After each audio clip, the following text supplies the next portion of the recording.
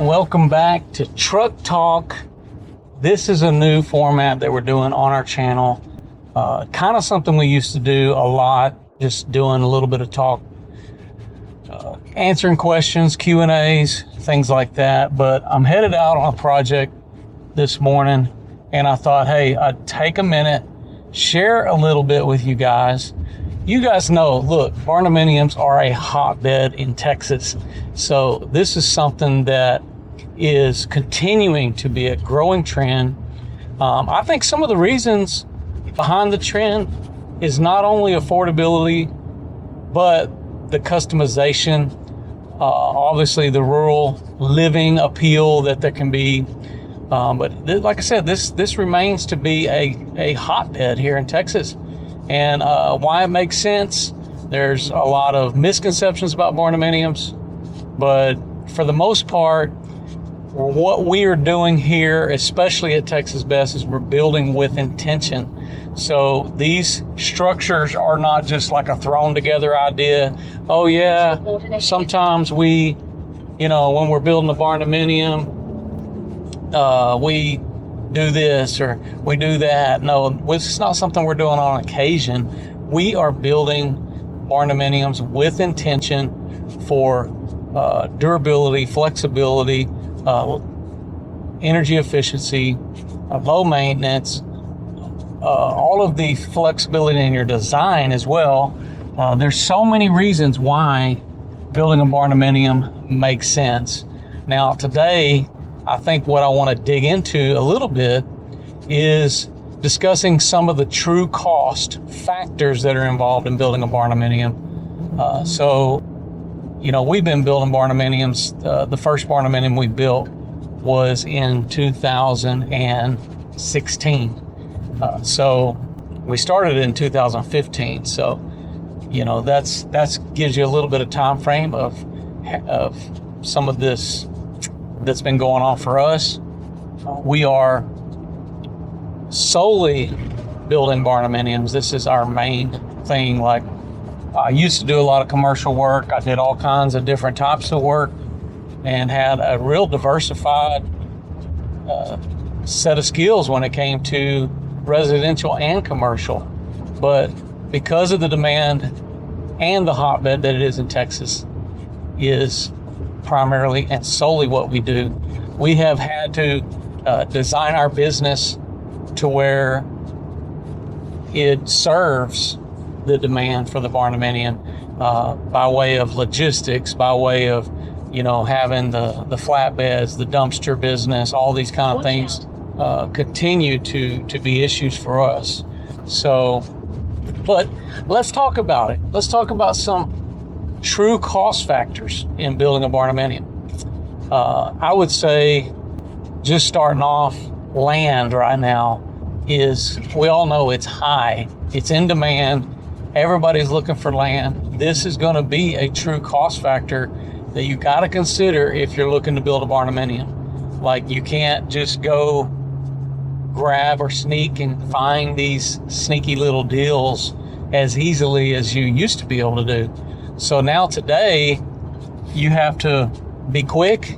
You have to kind of know what you're looking for, be ready to act on it almost immediately when something pops up and is available.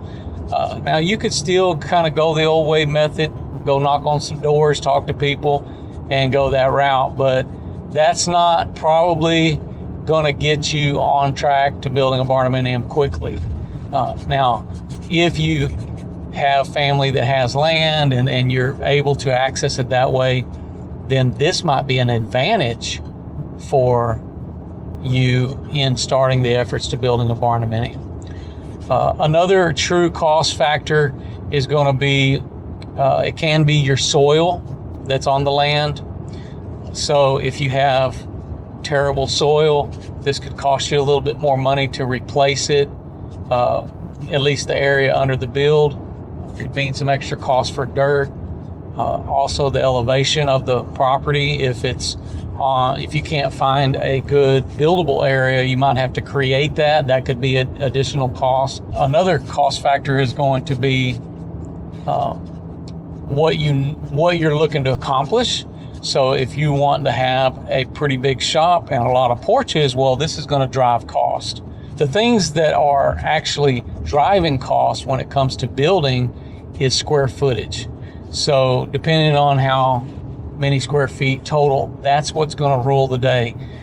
You've got, your foundation man's getting paid by the foot. Your dirt guy's getting paid by the foot. Your electrician, all of these guys, their plumber, now the plumbers, sometimes they're focused more on by the fixture, but they're looking at that square footage price too. But primarily it's fixtures. So you can save a little bit of money there when it comes to if you only had a minimal amount of fixtures on a build. And that's for every place you have like a water valve.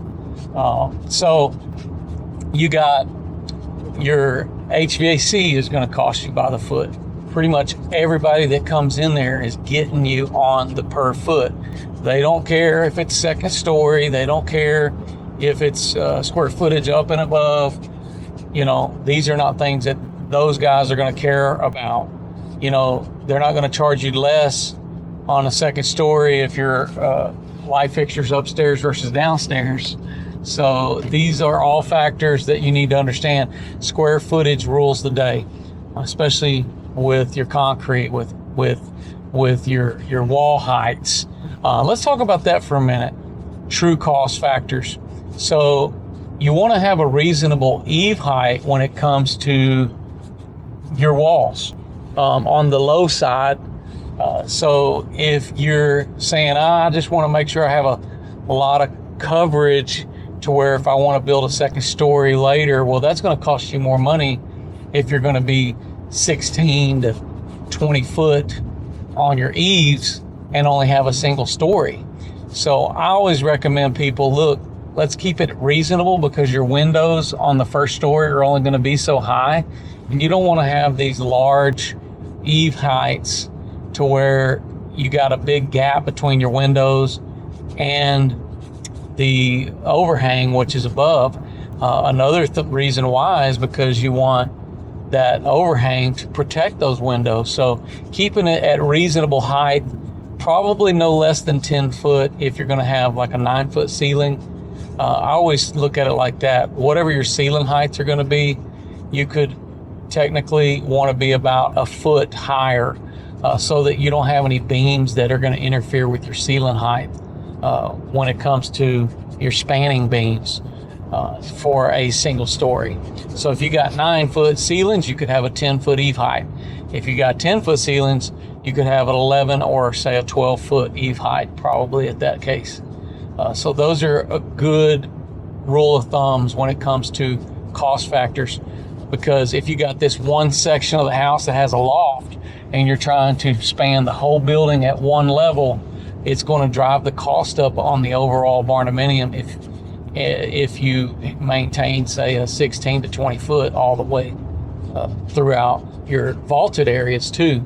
And it's going to make it really, really high in those places. Of course, your interior finish schedule, such as quartz countertops as opposed to granite. Our standard cost includes your granite countertops, typical floor, which is like a stained concrete, not polished. There's a difference between stained and polished concrete. Polished is more like what you'll see at the mall, where they're grinding the concrete and embedding in it a finish coat. See, that's a different process, which is a lot more expensive, can be like $8 to $9 or more per square foot, as opposed to stained concrete, which could be several dollars, just $2 to say $3 per square foot. So stained concrete is actually more expensive than you would think. It is an art to do it. You need a specialized person to do it as well. So that's something that is good to start with. I always tell people, look, if you're not sure about what kind of flooring you want, just do stained. You could always put carpet over it. You could always put another type of flooring over it, tile. You can come back over it later and do these modifications or upgrades down the road. So the type of flooring you choose could most definitely be a true cost factor. Of course, all the upgrade things, right? Like your fixtures, there's higher end fixtures you can go. There's everything down to your wall plates or your plugs. I mean, you could spend more money at every single item. But what we've tried to do as a builder is to more stamp out efficiencies being a priority in our base cost. So we have 2x6 studded walls with the zip system on the exterior, and we have insulation, spray foam all throughout, which gives us a minimum of like an R20 wall insulation all the way around, when your residential code requirements, I think, are R13 in at least in our area for this climate, in zones 2 and 3. Now, true cost factors that are very important for you to consider maybe upgrading, I would say, would be your HVAC. When you have air tightness, the system that you're creating for air tightness, this is very important that you spend a little bit more time educating yourself about air conditioning, because with the air tightness, if you're not careful, depending on the size, square footage and all that, and the volume that you might be using, you don't want to have stale air. So if you have too much, let's say, air conditioning tonnage, you're creating a lot of volume of air that pushes out quickly just to change the temperature, and you have a unit that's not running long enough so that it can process the air inside. What I mean by that, let's say you get a blast of air, and because you have such air tightness, you're keeping that air longer, and it's not going away into some hot attic or things of that nature. Well, it may stay cool, but you're not moving air long enough. So you want to have an adequate sized unit that maybe to a variable stage unit, preferably a minimum maybe of a 2-stage. Now, these are not base costs. These are things that do add to the cost the higher you go up, because there's so many different ways that you could design a system. You can go complete variable, where it could be like 700 speeds of variable setting, where it could go so many, it could ramp down, it could just barely be kicking on, or it doesn't have a lot of demand to your power. So those things are something that are very worth investigating time in, and considering your investment upgrades there when it comes to HVAC. So as well as like ERV systems, which may be better to do in this environment as opposed to your standard bath fans. That might be a good thing to integrate. And if you're not going to have, say, a variable speed unit, you might want to consider a dehumidifier like an April Air or something like that, because the concern would be that you build up humidity or something inside your build. Now in Texas, like I said, zone 2s and 3s climate. Now zone 3 especially, a little less humidity in some of those areas, but these are some of your cost factors that could impact cost. Another thing that can be a real cost factor, like when you're working with Texas Best, is, of course, like I said at the beginning, any of the soil, any of your pad site work that needs to be changed because of the type of land or slope of the build site, those things can impact your cost. But other things that won't be included in our standard price are going to be like building a road that comes to access the property, meaning you got to have properly sized culverts, you got to have drainage that passes the road, you got to have gravel, at least if you're going to do a gravel road, or you may want to budget in for concrete. These are variables that are not included in the standard cost because it's an unknown item. Also, landscaping is a cost factor that may be need to be considered up front on your budget. Utilities coming into the house. Well, we do not include this in standard pricing because we don't know the distances. These things change depending on county to county, like who's going to be responsible for what. So that's a cost factor. Another thing, now that's with your power as well as your water, and if you're doing any gas lead-ins to the house or supplies, all of that's got to be included, and you need to budget for that. So those are things that you got to consider up front on a build.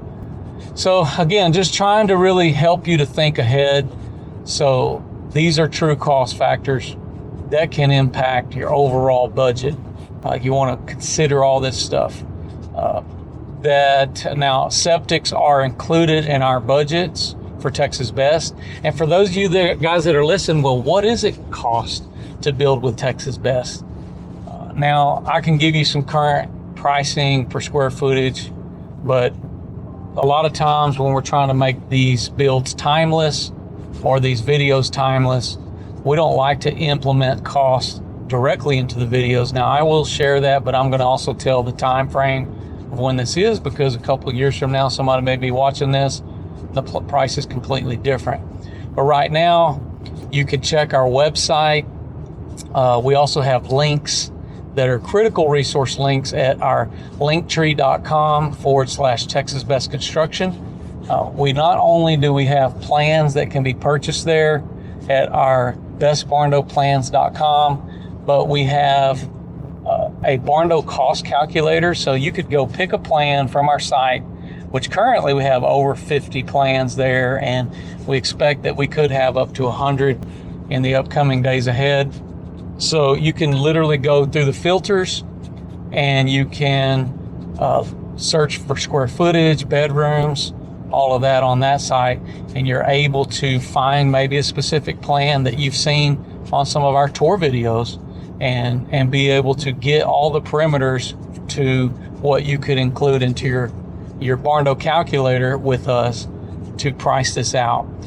We are working on ways that we can increase that to make it a little more user-friendly, where maybe you could even click on a link to get an instant quote from those sites. But these are all things that we're working on. In the meantime, as we do a tour video, we give all this information. We ask that you would go to our Barndo calculator and you can get an immediate cost of what it would take to build that project, which is there at the linktree.com/Texas Best Construction. All right, guys. Well, I hope this helps, talking about some of these cost factors that can impact your overall budget. So we got much more updates coming, and we're going to continue these truck talks because it's a good thing to do riding down the road, be able to help bring some more information across. If you guys got additional questions, put them down in the comments below. Don't forget to ring the bell, subscribe to the channel. We got 70-80% of people that watches our videos sometimes are not subscribed. So that's a real big thing. We want you to be notified when we post a new video. We're posting more often right now on Mondays, Wednesdays, and Fridays. So we're going to try to be true to that, as well as our pop-up lives occasionally. If you haven't already followed us on Facebook and Instagram as well, please do that now.